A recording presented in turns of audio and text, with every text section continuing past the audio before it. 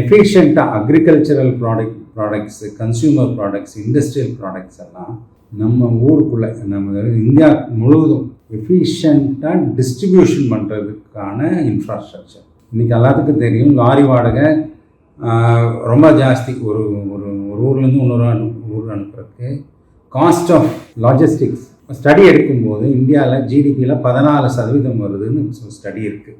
இது ரொம்ப ஜாஸ்தி. மற்ற ஒரு அட்வான்ஸ் கண்ட்ரீஸ்லாம் 7%லேருந்து 8% தான் இருக்குது. இது நிறைய மாற்றம் பண்ணால் இந்த நம்மளும் அந்த 14லேருந்து 7-8% கொண்டு வரோம்னா, ஒன்று ரோடு வசதி இன்க்ரீஸ் ஆகிட்டுருக்கு. ரோடு வசதி இன்க்ரீஸ் ஆக ஸ்பீடு இன்க்ரீஸ் ஆகும், டீசல் செலவு கம்மியாகும். Large volume of material handle பண்ணுறதுக்கு ஒரு ஃபெசிலிட்டி வேணும், பல்க் மூமெண்ட்டு. இதனால் இந்த தேவைக்கு தான் இந்த central government multi modal logistic பார்க்குங்கிறது ப்ரொமோட் பண்ணியிருக்கு.